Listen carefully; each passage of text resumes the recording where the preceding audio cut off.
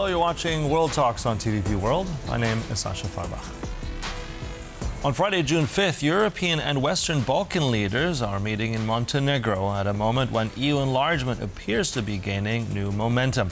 Now, following European Council President Antonio Costa's visit to Belgrade on Thursday and French President Emmanuel Macron's landmark trip to Montenegro this week, Brussels is sending a clear signal that the region has become a strategic priority, but questions remain over whether countries like Serbia can meet the democratic reforms expected on the path to membership. And joining us now is Ivanka Popović, former rector of the University of Belgrade and pro-glass activist. Good to have you back with us. Welcome. Good morning. So let's talk about also the symbolism and the substance here. These Western Balkans meetings are generally held in Brussels. Now it's here in Montenegro. First of all, tell us the significance of that and what can we gain from the summit happening there? Well, I think it's a very strong message that's being sent across the region. The recognition of the efforts that Montenegro has been putting in for accession, and at the moment, Montenegro is the front runner of the West Balkan countries in the accession process, and this is some way of showing. Appreciation of what's been going on. And Serbia, of course, has been really lagging and not showing any progress, which is also, I think, a message to Serbia signifying the need to push forward the reforms, and also, I think, the expectations of the European Union that Serbia will align its foreign policy with that of the European Union. These are all things that are not happening. So I think this is a very multi-layered message by having the venue of the meeting in Montenegro. Mm-hmm.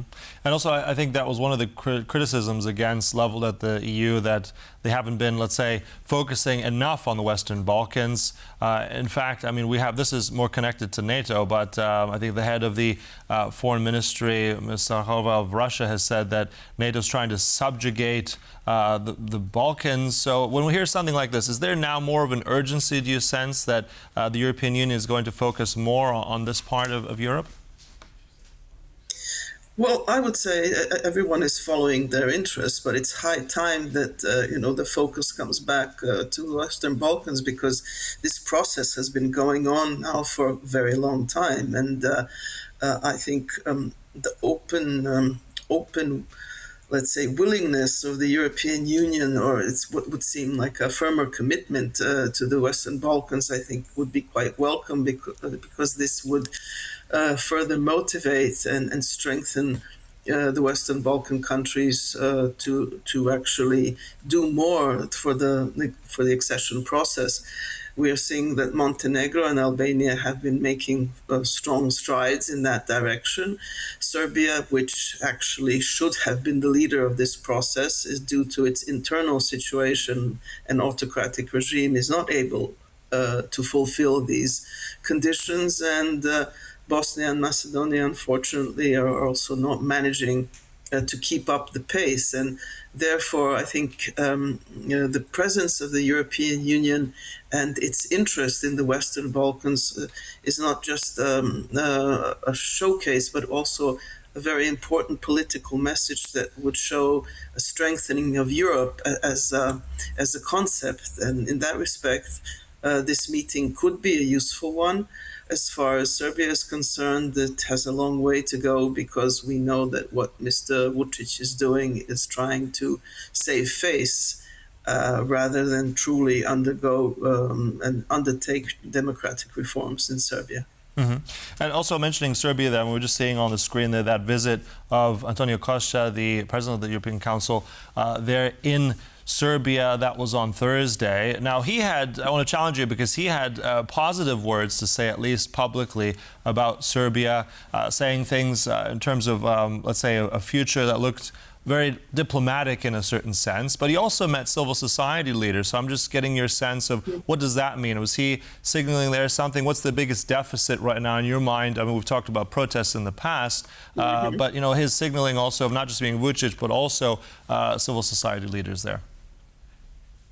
Well, Mr. Costa is an experienced politician, and of course that he will choose his words very carefully, and he will want to be a motivator rather than someone who is showing another face. And of course, this is to be commended, but that doesn't change the reality on the ground here in Serbia, that some of these rules that have been passed, they are regulations that are only more of a cosmetic let's say, move to make appearances of democratic changes in Serbia. In essence, we are not seeing this, and I'm sure that the European Union, European Council are fully aware of all of the things that are happening in Serbia, but as you know, politics happen from within, and I think the European Union expects Serbia to make the necessary changes of their own accord, and that they are not pressured into it, but that is truly the determination of the Serbian population to undergo these reforms, and that their government will implement these changes. What we are seeing here in reality is that the Serbian government is trying to maintain its position, to stay in power, and they will do whatever is necessary to keep up appearances. So I think we have a discrepancy in what is being presented and what is actually happening in this respect. I think also that the visit of Mr. Costa is important, that regarding what was being said behind the scenes, not at the conference, at the press conference. So I hope that the message from the European Union to Mr. Vučić is one of greater expectations than what is actually being offered to the European Union as a semblance of reform. Mm-hmm. Yeah, and I mean, he also addressed, highlighted rule of law, media freedom. So interesting that he would say that publicly. I think, as you said, there was a diplomatic way of pointing it out. On the subject there of internal change and protests, we're seeing some of those images of those last few months there in Serbia, and we've talked about this. Get your sense of also what happened on Wednesday. Now, you had 87 Serbs that were apparently blocked from entering Montenegro. They'd been stopped by Montenegrin police. They were supposed to board, I believe, a charter flight, so I don't think they weren't allowed to travel into the country. Now, they have some links to some of these protests. They've been linked by police, apparently, of holding up signs saying Serbia wins. So what do you make of that, let's say, not having these people? Why were they stopped? Give us your take. Well, in my personal opinion, Mr. Vučić has a long history in his party of meddling in regional affairs, and especially in Montenegro, because in Montenegro you have a significant part of the population that declares itself as Serbian, and I think Mr. Vučić is not at all happy that Montenegro is now in a better accession position than Serbia is, and that indeed his intent was to send a group of his followers to make a bit of an instability in Montenegro before this upcoming summit in Tivat. And I think he is also quite frustrated that he was not successful in his intent, and that the Montenegrin authorities swiftly and promptly reacted by not allowing these, I have to say, hoodlums and semi-criminal elements to enter Montenegro. It shows actually this duplicity of Mr. Vučić, where on the one hand trying to appease the European Union by passing cosmetic reforms, on the other hand by really trying to maintain autocratic power and also an undue influence in neighboring countries. Mm-hmm. And I mean, it's a long, let's say, time to go through all these questions if I ask about relations with Serbia and the rest of the Balkans. But just give us a brief take. What are those relationships right now as they stand between Montenegro and Serbia? Well, this new government in Montenegro is taking quite a firm stand about Montenegro's accession to the European Union, about upholding rule of law, and maybe cutting some criminal ties that existed between criminal groups in Montenegro and Serbia, and therefore they are taking a decisive stance to block the influence, undue influence of Serbia in Montenegro. And this, of course, this is not very convenient for Mr. Vučić, who is used to playing in many backyards. And he is not at all happy by this because, with the previous Montenegro government, I think he was able to do this, and now he cannot. So he is not at all happy. And, Serbia is the largest country in the Western Balkans, does have also somehow the moral responsibility to help move the region forward. But unfortunately, we are not seeing this in reality. Again, we are seeing an attempt to be influential, but not in a way that would actually benefit the region. So, I see Mr. Vučić now as someone who is slowing down the accession process, and I would really hope to see that the European Union would maybe take their gloves off and maybe not mince their words about what Serbia is expected to do if it wants to join the European Union. Mm-hmm. And also, I mean, if I can just squeeze in two things at the same time really quickly and conscious of time.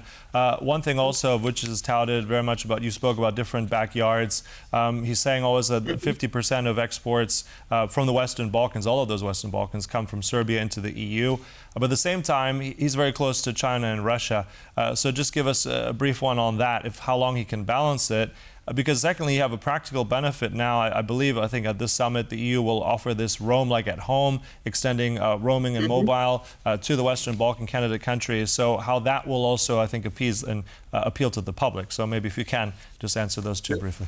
Yeah, well, of course, Mr. Vučić will try to take advantage of any offer that the European Union will make to benefit the people of Serbia. But on the other hand, he will do everything and absolutely everything in his power to have allies that will keep him in power. And the autocratic regimes that have been supporting him will continue to do so. So it's a leverage where more or less his moves, any move that he makes, is not for the benefit of the population of Serbia, but for the benefit that he personally stays in power. So I think it's really now very a naked truth that everyone sees, that this is actually what is going on. There is no policy that Serbia follows other than that of keeping Mr. Vučić in power. Yeah, so I think very complicated, all those threads in the Western Balkans, but you made an excellent effort of explaining it all to us. Thank you so much. Always having you is a pleasure. Ivanka Popović, there, former rector of the University of Belgrade. Thank you. Thank you for inviting me. Thank you for watching. That concludes World Talks, but stay right here on TVP World for more. Goodbye.